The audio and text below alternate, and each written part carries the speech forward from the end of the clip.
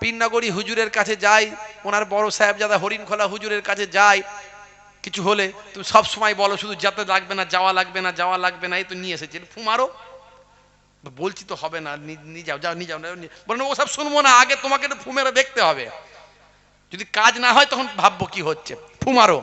সে নিরুপায়ে পড়ে গেছে মলি সাহেব, এখন বাধ্য হয়ে যেই ফু মারতে গেছে, আর জেনটা ছিল ভয়ঙ্কর জেন, বুঝতে পারছি, এক থাপ্পড় টেনে মেরেছে, মলি সাহেব ছিটকে পড়ে গেছে ওখানে। পালা পালা পালাই হবে না, মাত্র নিয়ে যা, হুজুরের কাছে নিয়ে যা, হুজুরের কাছে নিয়ে যা, হুজুরের কাছে নিয়ে যা। না এসো, আব আয়া হে উঠ পাহাড় কে নিচে, ঠেলার নাম বাবাজি। অত সহজ ভাইয়েরা আমার, তরুণ যুবকেরা আমার, জিন একটা সম্প্রদায় আছে। হে তরুণ যুবকেরা, হে আমার বন্ধুরা, শুনে রেখে দিন বাবা, জেনে রেখে দেন, হে মুসলমান, নাপাক অবস্থায় থাকলে, অপবিত্র অবস্থায় থাকলে, ভাই আমার নামাজ ইবাদত বন্দেগী থেকে দূরে থাকলে, আল্লাহর নির্দেশের বাইরে থাকলে, সুযোগ যদি পাই, বদমাইশ জিন যদি দেখতে পাই, একটু ভয় দেখানোর জন্য, একটু শাস্তি দেওয়ার জন্য, একটু বন্ধুত্ব করার জন্য তাকে সে একটু ধরে নেয়। তাকে তো দেখতে পাওয়া যায় না, জিন এবং ফারিস্তারা যে কোনো সময় যে কোনো রূপ ধারণ করতে পারে। আর মুসলমানের কিছু ছেলে বেরিয়েছে দেখবেন, নায়ক গায়কের ভক্ত, সব সময় জিন্সের প্যান্ট, স্কিন টাইট গেঞ্জি, স্কিন টাইট প্যান্ট, জিন্সের প্যান্ট আবার 3-4 জায়গায় ছেঁড়া, হ্যাঁ, সলেমান খানের ভক্ত, বুঝতে পারছেন, কানে আবার দুল, সেদিন কয়েকটা ছেলেকে দুল খুলিয়েছি, তুই মেয়ে ছেলে না বেটা ছেলে, দুল কেন, হ্যাঁ, দুল কেন পরে আছো, বেটা ছেলে না মেয়ে ছেলে? আল্লাহর নবী আল্লাহ রাসূল লানাত দিয়েছেন, অভিসম্পাত করেছেন, ধ্বংস হোক বলেছেন। হে তরুণ যুবকেরা, হে যুবকেরা, শুনে রেখে দাও, লানা রাসূলুল্লাহ সাল্লাল্লাহু আলাইহি ওয়াসাল্লাম আর রাজুলু ইয়ালবাসু লিবসাতাল মারআতি ওয়াল মারআতা তালবাসু লিবসাতার রাজুল। আল্লাহর নবী বলেন, যে সমস্ত পুরুষেরা মহিলাদের অনুকরণ করে, অনুসরণ করে, তাদের মতো বেশভূষা করে, তাদের মতো পোশাক আশাক পরে, তাদের মতো চালচলন করে, আর যে সমস্ত মহিলারা পুরুষদের মতো স্টাইল করে, তাদের মতো পোশাক আশাক পরে, তাদের মতো চালচলন করে, আল্লাহর নবী বলেন এদের উপর আল্লাহর অভিসম্পদ, এর উপর আল্লাহর গজব, এদের উপর আল্লাহর ধ্বংস, লানাত। আমি নবী লানাত করি। আল্লাহর নবী লানাত করেছেন, অভিসম্পদ দিয়েছেন ওই সমস্ত পুরুষ আর মহিলাদের উপর। এখনকার কিছু মহিলা বেরিয়েছে দেখবেন সিগারেট খায়, কিছু মহিলা বেরিয়েছে সিগারেট খায়, কলকাতাতে তো খায়, কলকাতাতে প্রকাশ্য মহিলারা দোকান থেকে কিনে সিগারেট ধরিয়ে ছেলেদের মতো টান মারতে মারতে বেরিয়ে যাচ্ছে, কিছু বুঝতেই পারবে না ছেলে না মেয়ে রে বাবু।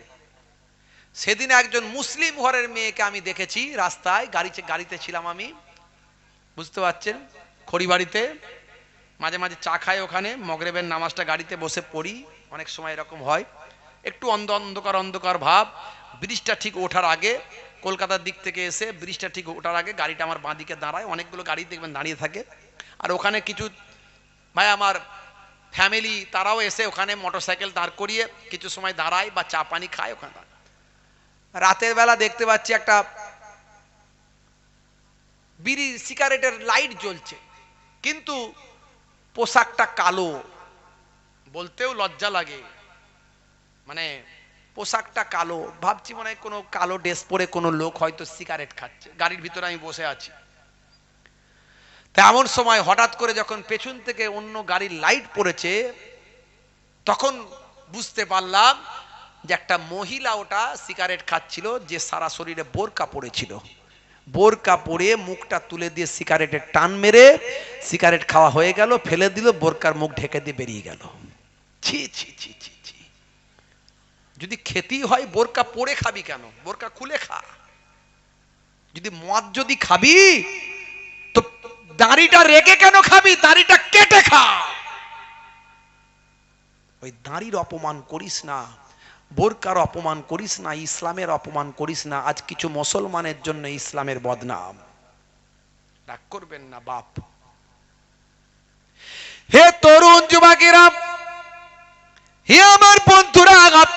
হে আমার মুরব্বিয়ানেরা শুনে রেখে দেন, আল্লাহ বললেন বান্দারে, হে দুনিয়ার মানুষ শুনে রেখে দাও, জেনে রেখে দাও, তোমাদেরকে আমি আল্লাহ তোমাদের জন্য রাতকে পোশাক বানিয়েছি। আর আল্লাহর নবী সোনার জবানে বললেন, যখন তুমি ঘুমাতে যাবে লাইটটা আলোটা বন্ধ করে দেবে। 1450 বছর আগের কথা, এগুলো আজকের যুগের কথা নয়। 1450 বছর আগে কোনো প্যাথোলজি ছিল না, কোন রকম ল্যাবরেটরি ছিল না, কোন বিজ্ঞানের গবেষণা কেন্দ্র তখন ছিল না, নাসা ইসরো ছিল না। স্টেথিস্কোপ, ব্যারোমিটার, থার্মোমিটার, মাইক্রোস্কোপ, কোন রকম যন্ত্রপাতি, আল্ট্রাসাউন্ড বা আমার ইসিজি মেশিন, কোন রকম ইকোকার্ডিওগ্রাফি মেশিন, হে তরুণ যুবকের এক্সরে মেশিন ছিল না। 1450 বছর আগে আল্লাহর নবী বললেন লাইটটা বন্ধ করে ঘুমাবে। আল্লাহর কোরআন বলল তোমাদের জন্য রাতকে পোশাক বানিয়ে দিয়েছি, অর্থাৎ অন্ধকারের ভিতরে ঘুমাবে। 1450 বছর কেটে গেল, আজকের বিজ্ঞানের ডেভেলপমেন্টে ধরা পড়ল মাথা থেকে 5 ধরনের হরমোন নিঃসৃত হয়, কম বেশি 5 ধরনের হরমোন মাথা থেকে নিঃসৃত হয়। তার মধ্যে একটা হলো মানুষ যখন ঘুমন্ত অবস্থায় থাকে আর পরিবেশটা যদি অন্ধকার থাকে, অর্থাৎ অন্ধকারের ভিতরে যখন ব্যক্তিটি ঘুমায়, গভীর ঘুমে যখন আচ্ছন্ন থাকে, চোখ তখন ব্রেনকে সিগন্যাল দেয় গভীর ঘুমে আচ্ছন্ন আছে এবং পরিবেশটা অন্ধকারে আছে। সে সময় মাথার পেছন সাইড থেকে একটা হরমোন নিঃসৃত হয়। এই হরমোনটা আর অন্য কোনো হরমোন নয়, এই হরমোনটার নাম হলো মেলাটোনিন হরমোন। এই মেলাটোনিন হরমোনটা মাথার পেছন সাইড থেকে বের হয়ে ব্লাডের সঙ্গে, রক্তের সঙ্গে মিশে গিয়ে আমার আপনার শরীরকে ক্যান্সারের জীবাণু থেকে রক্ষা করে। জোরে হবে না? ক্যান্সারের মতো ভয়ঙ্কর জীবাণু থেকে শরীরকে প্রোটেক্ট করে মেলাটোনিন হরমোন। আমি বলছি না, ইন্টারনেট সার্চ করুন, পাবেন। ডাক্তারদের জিজ্ঞাসা করবেন। এই যে ঘুম আপনার আমার জন্য দরকার, আল্লাহ বলছেন ঘুমকে তোমাদের জন্য বিশ্রামের বানিয়েছি, রাতকে তোমাদের জন্য পোশাক করে দিয়েছি। হে তরুণ যুবকেরা, আমি বোঝানোর চেষ্টা করছি 1450 বছর আগে আল্লাহর কোরআনে যা লিপিবদ্ধ হয়েছে, আজকের যুগে বিজ্ঞান আর বাস্তবতায় প্রমাণিত হয়েছে। হে তরুণ যুবকেরা, হে আমার মুরব্বিয়ানেরা, শুনে রেখে দিন বাবা, জেনে রেখে দেন, আল্লাহর নবী বলেন ইউহিব্বুল হালওয়া ওয়াল আসাল। নবী আমার পছন্দ করতেন মিষ্টি এবং মধু পান করতেন। মধু খেলে অনেক রোগের উপকার। 1450 বছর আগে নবী মধু খেতে পছন্দ করতেন। আজকের যুগের ডাক্তারেরা বলেন মধু স্বাস্থ্যের জন্য অনেক উপকার। মধু এমন সুন্দরভাবে মৌমাছি তৈরি করে, হে তরুণ যুবকেরা, সেটা আপনার আমার স্বাস্থ্যের জন্য অনেক উপকার হয়ে যায়। শুধু তাই নয়, স্বাস্থ্য বিশেষজ্ঞরা বলছেন খাওয়া দাওয়ার পরে যদি আপনি একটু মিষ্টি খান, এক পাত যদি একটু মিষ্টি পান করেন, মিষ্টি খান, শুধু তাই নয়, শুনে রেখে দেন, আপনার আমার শরীরে কার্ডিওভাস্কুলারের মতো ভয়ঙ্কর রোগ থেকে শরীর বাঁচে। শুধু তাই নয়, হে তরুণ যুবকেরা, আপনার আমার শরীরের খাবারের হজমের ক্ষেত্রেও সেটা উপকার হয়। 1450 বছর আগে আল্লাহর নবী যা বললেন, আজকের বিজ্ঞানের বৈজ্ঞানিক চিন্তা ভাবনায় বাস্তবতার সঙ্গে সামঞ্জস্য বিধান হয়ে যায়। আজকের স্বাস্থ্য বিশেষজ্ঞরা আমার দয়ার নবীর কথাকে স্বীকৃতি দেয়। আমি এরকম অনেক উদাহরণ দিতে পারি। এগুলো বলে আসলে আমি কি বোঝাতে চাইছি, কি বলতে চাইছি? বলতে চাইছি এটাই যে কোরআন সত্য, দয়ার নবীর হাদিস সত্য। 1450 বছর আগে কোরআন মাজিদ পৃথিবীর জমিনে এসেছে। আমার আপনার নবীর সবচেয়ে বড় অলৌকিক শক্তি হলো কোরআন মাজিদ। জোরে বলুন সুবহানাল্লাহ। পৃথিবীতে একটা বই দেখান তো যে বইটা কোটি কোটি মানুষ মুখস্থ করে, আছে আপনার জানা? আপনাদের জানা আছে এরকম কোন বই যে বইটা কোটি কোটি মানুষ মুখস্থ করে? আছে জানা? একটু হ্যাঁ হু দেন। জানা আছে? নাই। Only one book, except only one book, সেটা কি? আল কোরআন। জেরে বলুন সুবহানাল্লাহ। যদি আগুন লাগে ধ্বংস হয়ে যায়, ধ্বংস হয়ে যায় পৃথিবীর সব বইয়ের দোকান, তবু বিশ্ব থেকে হারাবে না পবিত্র কোরআন। জোরে হবে না? জোরে হবে না?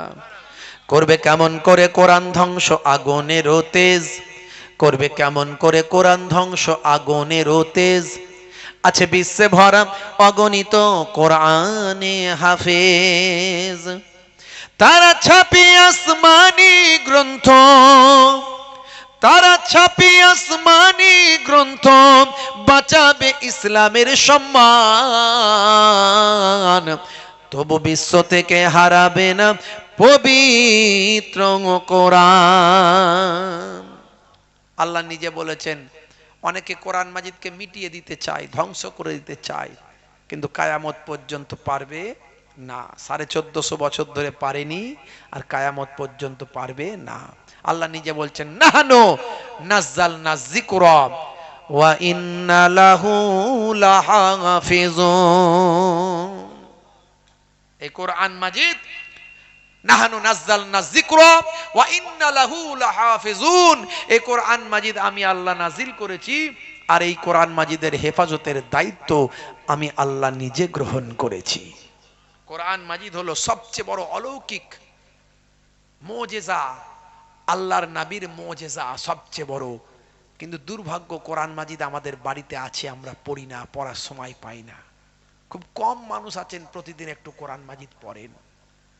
একবার কোরআন মাজিদের আল্লাহ এত দরজা দিয়েছে, একটা অক্ষর পড়বেন, আলিফ লাম মিম, এই তিনটে অক্ষর পড়লে আল্লাহর নবীর হাদিস, সহিহ হাদিস থেকে প্রমাণ, আল্লাহর নবী বলেন তিনটে অক্ষর পড়লে 30টা নেকি আল্লাহ নামাজ আমলে দান করে দেবেন।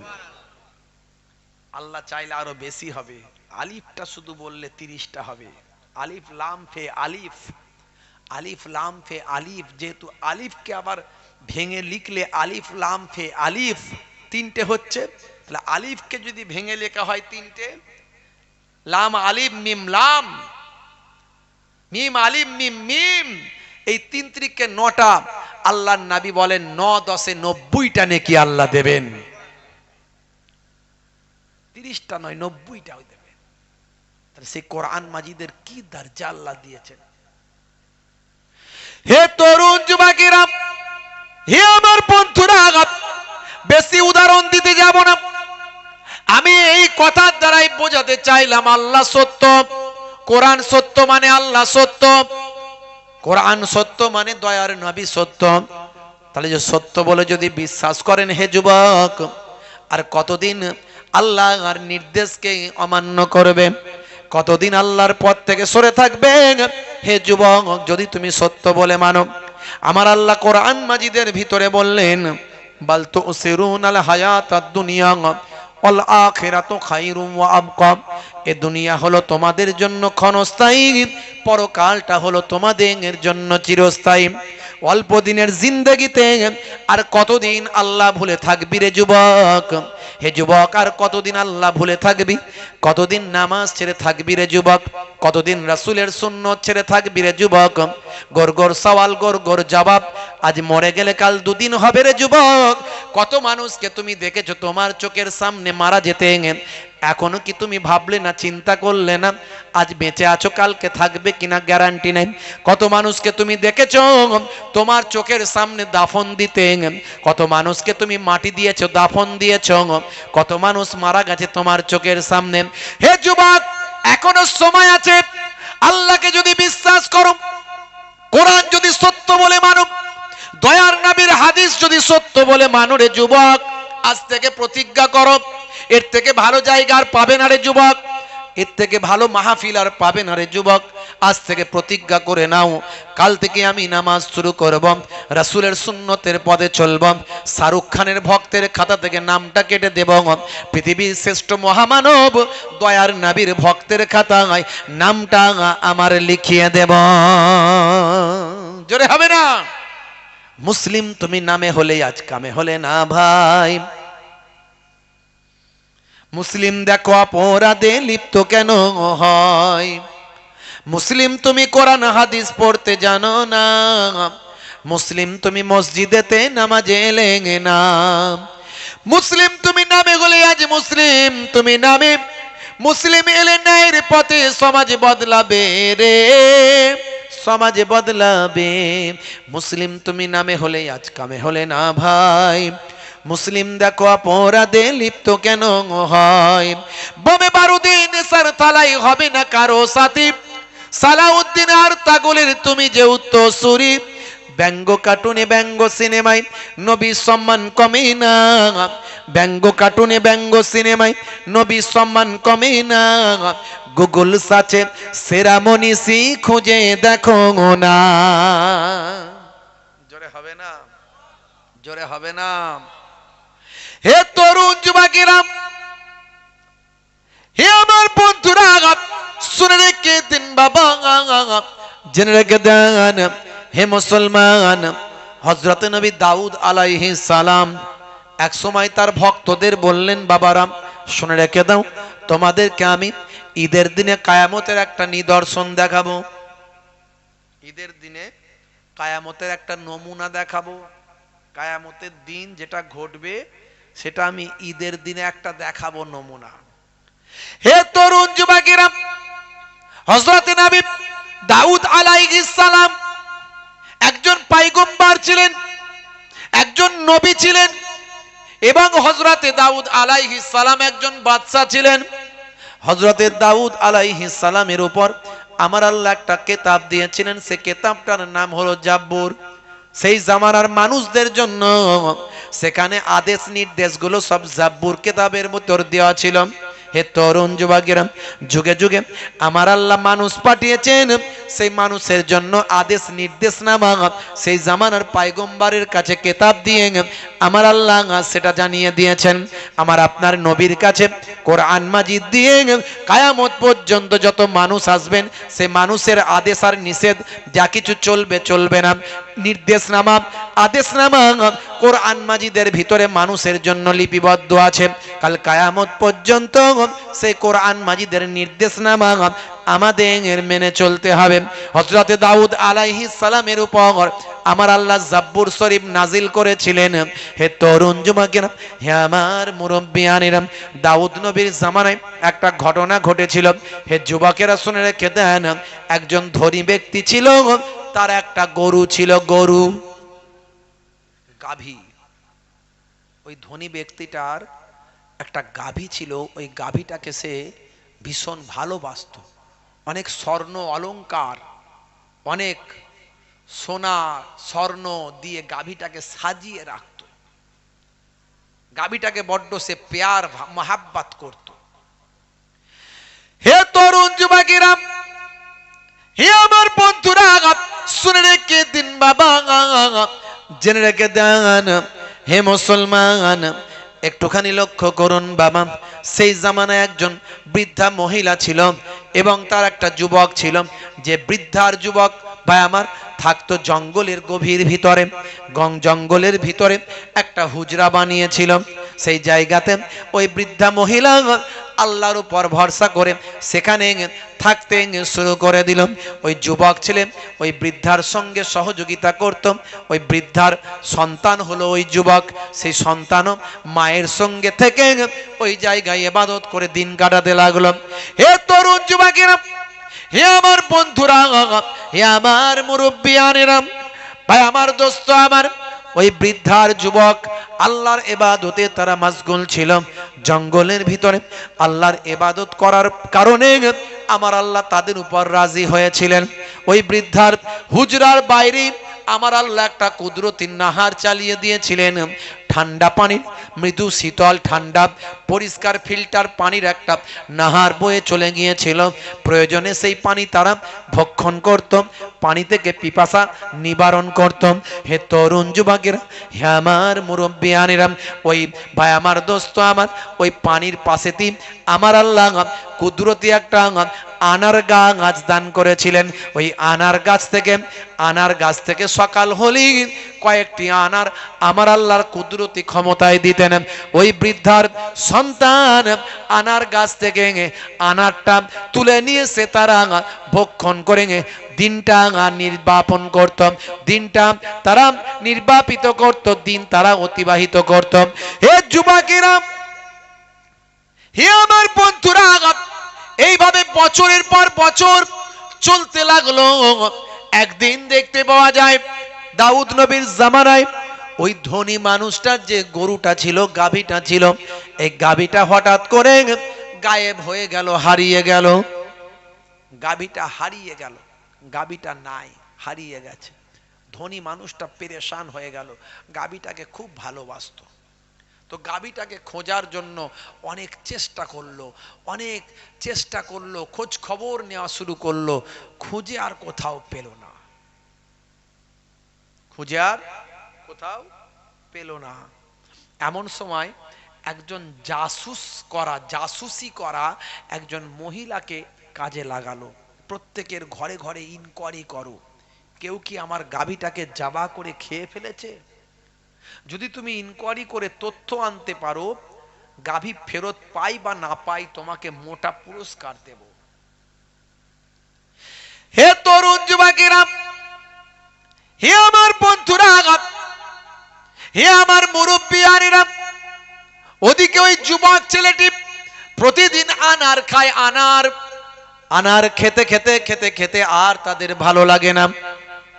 হে যুবকেরা, মাকে বলে, মা মা ও মা, আর প্রতিদিন আনার খেতে ভালো লাগে না, মা তুমি যদি অনুমতি দাও, এই আনারগুলো এখান থেকে তুলে নিয়ে বাজারে বিক্রি করে সেই পয়সা দিয়ে কিছু ভালো খাবার নিয়ে এসে আমরা ভক্ষণ করি। এমন সময় মা বলল, না, এমন কাজ করো না বেটা, কারণ আনার আমাদেরকে আমার আল্লাহ কুদরতি ভাবে আমাদের খাওয়া। প্রত্যেক দিন কয়েকটা আনার আমাদের জন্য আল্লাহ স্পেশাল ভাবে দেন। মা তুমি আমার বলো না গো একবার, এই আনার আমার খাবো না তো আমি আর। যদি মা তুমি আমায় বলে দাও একবার, যাব আমি মার্কেটে, দেব সেখানে তার, বিক্রি করে দেব মামি, আনার ছেড়ে খাবো খাবার আমি। মা বলে, না না, এটা ছেলে করো না। মা বলে, না না, এটা তুমি করো না। হে তরুণ যুবকেরা, হে আমার বন্ধুরা, এমন সময় দেখতে পাওয়া যায় মায়ের কথার অবাধ্য হয়ে গেল। মা নারাজ হলো, কিন্তু সন্তান শুনলো না। আনার কয়েকটা তুলে নিয়ে গিয়ে বাজারে বিক্রি করে দিল।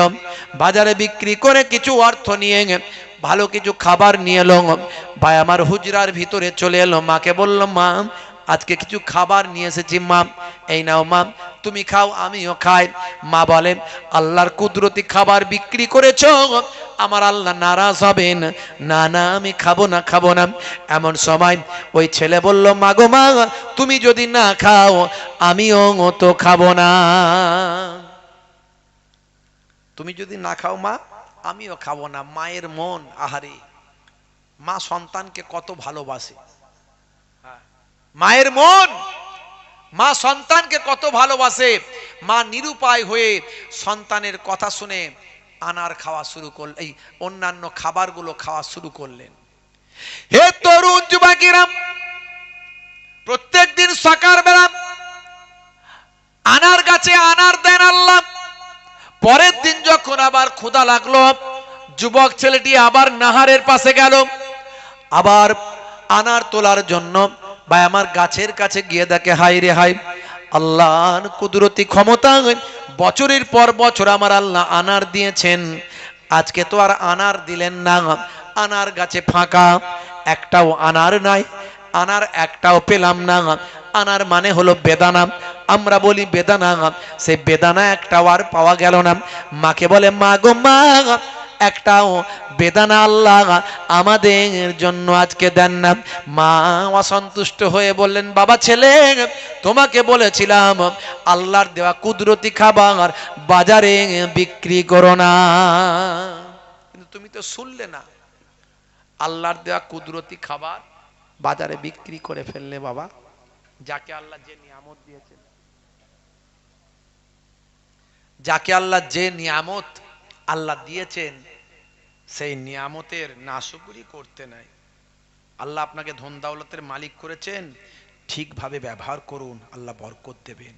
আর ব্যবহারে যদি গন্ডগোল হয়, আল্লাহ কত ধনীকে ফকির বানিয়েছেন, মাথায় রাখবেন। আল্লাহ আপনাকে শরীর দিয়েছে, শরীরটাকে ঠিক জায়গায় ঠিকভাবে ব্যবহার করেন, হালাল পথে ব্যবহার করেন। আল্লাহ কত শরীরওয়ালা হিম্মতওয়ালাকে ভাই আমার প্যারালাইসিস বানিয়ে বিছানায় ফেলে রেখেছেন। আল্লাহ যাকে যা নিয়ামত দেন, নিয়ামতটা ঠিকভাবে আল্লাহ ব্যবহার করার জন্য দেন। আর যদি ব্যবহার না করতে পারে তাহলে বিপদ আছে। আল্লাহ ছোট হুজুরের নাতি বানিয়েছেন, পিন্নাগরি হুজুরের পোতা বানিয়েছেন, আহলে বায়াত খানদানের ঘরের সন্তান বানিয়েছেন, কোরাইশ খানদানের সন্তান বানিয়েছেন। আমি মোহেবুল্লাহ হুসাইনি যদি ঠিকভাবে না চলি, আল্লাহ কিন্তু নারাজ হবেন, হবেই হবেন। তাহলে প্রত্যেককে আল্লাহ যে নিয়ামত দিয়েছেন, সে নিয়ামত আল্লাহ বলেছেন ঠিকভাবে ব্যবহার করো। হে তরুণ যুবকেরা, হে আমার বন্ধুরা, শুনে রেখে দিন বাবা, জেনে রেখে দেন হে মুসলমান। এমন সময় দেখতে পাওয়া যায় মা নারাজ হলেন, মা বললেন বাবা ছেলে তুমি এটা বড় অন্যায় করলে বাবা, আমার আল্লাহ নারাজ হয়েছেন, আমার আল্লাহর আনার ফল দেন না, কয়েকদিন ক্ষুধার্ত অবস্থায় থাকো। দেখো আল্লাহ আমাদের জন্য কি ব্যবস্থা করেন। কয়েকদিন ক্ষুধার্ত অবস্থায় থাকলেন, শুধু ইবাদত করে কাটালেন। জঙ্গলের ভিতরে, গভীর জঙ্গলেতে আল্লাহর ইবাদতে মাশগুল থাকলেন। আমার আল্লাহর কুদরতি ক্ষমতা ওই ধনী ব্যক্তিটার কাছ থেকে যে গাভীটা হারিয়ে গিয়েছিল, সেই গাভীটা গভীর জঙ্গলে হুজরার সামনে এসে ওই বৃদ্ধা মহিলার সামনে নিজের জবানটা খুলে দিল। জবান দিয়ে আওয়াজ আসলো, ও মা, মাগো মা, আমি আপনাদের জন্য হালাল, আমাকে আপনারা জাবা করে খাওয়া দাওয়া করো। জোরে হবে না? জবানটা আল্লাহ ওই গাভীর আল্লাহ খুলে দিলেন। তখন মা বললেন ছেলেকে, বাবা জবানটা খুলে গেছে গাভীর, ঠিক আছে, কিন্তু কোথা থেকে এলো, কার গাভী, এভাবে তো আমি খেতে পারি না। ছেলে তখন বলল, মাগো অনেক ক্ষুধার্ত অবস্থায় আছি মা। গাভীর জবান যখন খুলে গেছে, আল্লাহ যখন তার জবান দিয়ে বলছেন, নিশ্চয় আমাদের জন্যই আল্লাহ পাঠিয়েছেন, মা কোনো চিন্তা করো না, আমি এখনই সব ব্যবস্থা করছি। যুবক ছেলেটি জাবা করার জন্য রেডি হলো। ওই গাভীটা অটোমেটিক শুয়ে পড়লো এবং তাকে জাবা করতে সহযোগিতা করলো। জাবাহের কাজ কমপ্লিট করে বায়ামা রান্না বাড়া করে তারা খেতে লাগলো। কয়েকদিন ধরে খাবার তারা খেতে লাগলো, চলতে লাগলো। হে তরুণ যুবকেরা, হে আমার বন্ধুরা, হে আমার মুরব্বিয়ানেরা, ওই জাসুসি করা মহিলা, গোয়েন্দা মহিলা সব জায়গায় সকলের বাড়ি বাড়ি ঘুরতে লাগলো, কিন্তু গাভীর তল্লাশি করতে পারলো না, কোথায় গাভী গেছে জানতে পারলো না। এদিকে ঘুরতে ঘুরতে ঘুরতে ঘুরতে হে তরুণ যুবকেরা, ওই জাসুসি করা গোয়েন্দা মহিলা ঘুরতে ঘুরতে ওই জঙ্গলের ভিতরে ওই বুড়ি মার হুজরার সামনে এসে হাজির হলো। হুজরার সামনে এসে দেখে একটা গাভীর ছাল পড়ে আছে, কিছু হাড় হাড্ডি পড়ে আছে। অবশ্যই বুঝতে পারলো ওই গাভীকে এই মহিলা আর তার যুবক ছেলে দুজনে জাবা করে খেয়েছে। মহিলা সামনে যখন গেল, মহিলা তখন নামাজে ছিল, আল্লাহর ইবাদতে মাশগুল ছিল। হে যুবকেরা শুনে রেখে দেন, ওই জাসুসি করা মহিলা অপেক্ষা করল আল্লাহর নেক বান্দি আল্লাহর ইবাদতে মাশগুল ছিল। সবচেয়ে বড় ইবাদত হলো নামাজ। সেই নামাজের মধ্যে দিয়ে সবকিছু পাওয়া যায়। মুয়াজ্জিনকে তাই আল্লাহ বলছেন, মুয়াজ্জিন বলো নামাজের দিকে ডাকো। মুয়াজ্জিন তাই দিনে 5 বার করে ডাকে, 5 দুগুণে 10 বার বলে হাইয়া আলাস সালাম, এসো নামাজের দিকে এসো। হাইয়া আলাস সালাম বলে কি বলে না, এসো নামাজের দিকে এসো। এলে কি হবে? মুয়াজ্জিনকে আবার আল্লাহ বলে দেন, বলে দাও মুয়াজ্জিন নামাজে এলে কি লাভ হবে। মুয়াজ্জিন আবার বলে হাইয়া আলাল ফালাহ,